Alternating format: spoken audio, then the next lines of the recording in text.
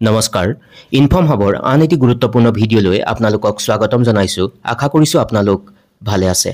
আজি 5 আগষ্ট আৰু 5 আগষ্টৰ পৰা এটা বিশেষ কাৰ্যকলাপ বিদ্যালয়ত কৰিবলৈ বুলি ইতিমধ্যে এখন পত্ৰ আহিছিল আৰু এইখনেই হেখন পত্ৰ যিখন পত্ৰত উল্লেখ কৰা আছিল এই সম্পৰ্কে অৰ্থাৎ 5 আগষ্টৰ পৰা 11 আগষ্টলৈকে প্ৰতিখন বিদ্যালয়ে শিক্ষা সপ্তাহ উদযাপন কৰিবলৈ বুলি নিৰ্দেশনা আহিছিল আৰু আজি 5 তাৰিখ আৰু আজি বিদ্যালয় পৰ্যায়ত লগতে অহাকালিলৈ আপোনালোকে অৰ্থাৎ 5 আৰু 6 তাৰিখে কি কাৰ্য সম্পাদন কৰিব লাগিব সেই সম্পৰ্কে আজিৰ এই আলোচনাৰ হিতানৰ জৰিয়তে আপোনালোকক অৱগত কৰাবলৈ চেষ্টা কৰিম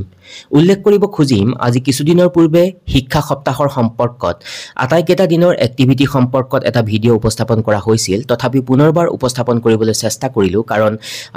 এই ভিডিঅ'টি হয়তো আপোনালোকক অকনমান হলে উপকৃত কৰিব 5 তাৰিখ আৰু 6 তাৰিখৰ কাৰ্যসূচীৰ সংক্ৰান্তত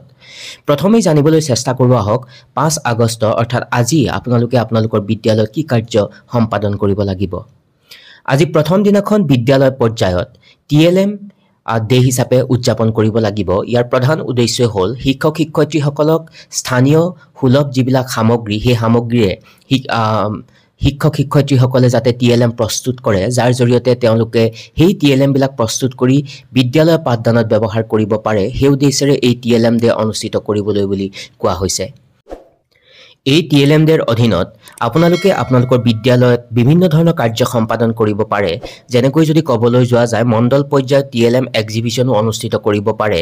টিএলএম প্ৰিপাৰেচনৰ সম্পৰ্কে ওয়াৰ্কশ্বপ অনুষ্ঠিত কৰিব পাৰে বিদ্যালয়ত লগতে ওয়াল চাৰ্ট পোষ্টাৰ স্লোগান ৰাইটিং ওয়াল চাৰ্ট আদিৰ দৰে কাৰ্যসূচীও গ্ৰহণ কৰিব পাৰে বা ভেজিটেবলছ ফ্ৰুইটছ এনিমেলৰ যিবিলাক কাৰ্ড সেই কাৰ্ডো বনাব পাৰে মুঠৰ ওপৰত টিএলএম সংক্ৰান্তীয় যিকোনো ধৰণৰ এক্টিভিটি আপুনি আপোনাৰ বিদ্যালয়ত সম্পাদন কৰিব পাৰিব আজি আৰু ইয়াৰ প্ৰধান উদ্দেশ্যটোৱে হ'ল যে স্থানীয় সুলভ যিবিলাক সামগ্ৰী সেই সামগ্ৰীৰে টিএলএম প্ৰস্তুত কৰি অনাগত দিনত যাতে বিদ্যালয়ৰ পাঠদানত সেই টিএলএম আমাৰ ছাৰবাইদেউসকলে ব্যৱহাৰ কৰিব পাৰে অহাকালিলৈ 6 আগষ্ট আৰু 6 আগষ্টত এটা বিশেষ কাৰ্যসূচী সম্পাদন কৰিবলৈ বুলি নিৰ্দেশনা প্ৰদান কৰিছে আৰু সেই কাৰ্যসূচীয়ে হৈছে এফএলএন ডে অৰ্থাৎ ফাউণ্ডেশ্যনেল লিটাৰেচি এণ্ড নিউমাৰেচি ডে আৰু আপোনালোকে ইতিমধ্যে জানিবলৈ সক্ষম হৈছে যে জনেল পৰ্যায়ৰ এফএলএনৰ যিবিলাক প্ৰশিক্ষণ সেই প্ৰশিক্ষণবিলাক অনুষ্ঠিত হৈ আছে তাৰ পৰৱৰ্তী পৰ্যায়ত ব্লক লেভেলৰ যি নন ৰেচিডেন্সিয়েল যি প্ৰশিক্ষণ সেই প্ৰশিক্ষণো অনুষ্ঠিত হ'ব মুঠৰ ওপৰত এফএলএন ডেৰ অধীনত বিদ্যালয়ত সকলো মানুহক সকলো ষ্টেক হোল্ডাৰক এফএলএনৰ সম্পৰ্কত সজাগতা সৃষ্টিৰ কাৰণে এই কাৰ্যসূচী সম্পাদন কৰিবলৈ বুলি নিৰ্দেশনা প্ৰদান কৰিছে আৰু এফএলএন ডে অৰ্থাৎ 6 আগষ্টৰ তাৰিখত বিদ্যালয়ে মন কৰিব লগা কথাটো হ'ল বা আপোনালোকে মন কৰিব লাগিব যে যেতিয়া মৰ্নিং এছেম্বলি অনুষ্ঠিত হ'ব তেতিয়া যাতে এফএলএনৰ যিটো থিম সং সেই থিম সংটো গোৱাৰ ব্যৱস্থা গ্ৰহণ কৰিব যাৰ জৰিয়তে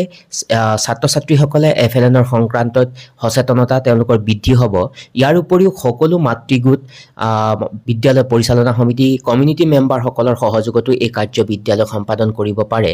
ইয়াৰ আলমতে ষ্টৰী টেলিং যিহেতুকে ষ্টৰী টেলিং এফএলএনৰ এটা গুৰুত্বপূৰ্ণ অংশ ষ্টৰী টেলিঙৰ জৰিয়তে ছাত্ৰ ছাত্ৰীসকলৰ অৰেল লেংগুৱেজ ডেভেলপমেণ্ট মৌখিক ভাষাৰ বিকাশত ই যথেষ্ট পৰিমাণে সহায় কৰে আৰু কোৱা হৈছিল যে এফএলএনৰ অধীনত শনিবাৰে মাতৃগোটৰ সহযোগত ষ্টৰী টেলিং কম্পিটিশ্যনবিলাক অনুষ্ঠিত কৰিবলৈ বুলি নিৰ্দেশনা প্ৰদান কৰা হৈছিল লগতে আজিৰ দিনটোত বিদ্যালয়বিলাকত বিদ্যালয় পৰিচালনা সমিতি বা উন্নয়ন সমিতিৰ লগতে কমিউনিটি মেম্বাৰ বা অভিভাৱক বা পেৰেণ্টসকলক লৈ এফএলএন মেলা অনুষ্ঠিত কৰিব পাৰে ইয়াৰ উপৰিও এফএলএনৰ ওপৰত ফ'কাছ কৰি পেলাই বিভিন্ন ধৰণৰ খেল লগতে বিভিন্ন ধৰণৰ এক্টিভিটিজ যেনেকৈ যদি ক'বলৈ যোৱা যায় toy best play best puppet show' আদিৰ দৰে যিবিলাক কাৰ্যসূচী সেই কাৰ্যসূচীবিলাকো গ্ৰহণ কৰিব পাৰে ছাৰবাইদেউসকল ইতিমধ্যে হয়তো বিভাগীয় তৰফৰ পৰা এই দুটা দিনৰ বা গোটেই যিখিনি আপোনালোকে 7 দিনৰ কাৰ্যসূচী গ্ৰহণ কৰিব তাৰ ৰিপৰ্ট কৰাৰ কাৰণে ইতিমধ্যে গুগল ফৰ্ম হয়তো আহিছে গতিকে সেই কাৰ্যসূচীবিলাক সম্পাদন কৰি হয়তো আপোনালোকে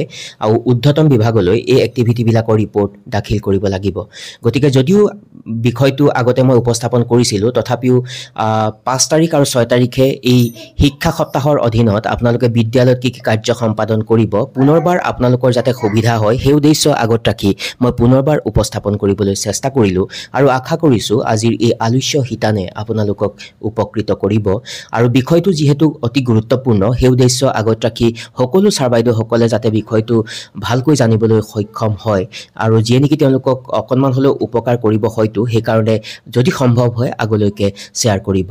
বিদ্যালয় শিক্ষাৰ সৈতে সম্পৰ্ক থকা আন এটি বিষয়বস্তু লৈ মই পুনৰবাৰ আপোনালোকৰ কাষলৈকে আহিম চাই থাকিব ইনফৰ্ম হাব সকলো ভালে থাকক নমস্কাৰ টেক কেয়াৰ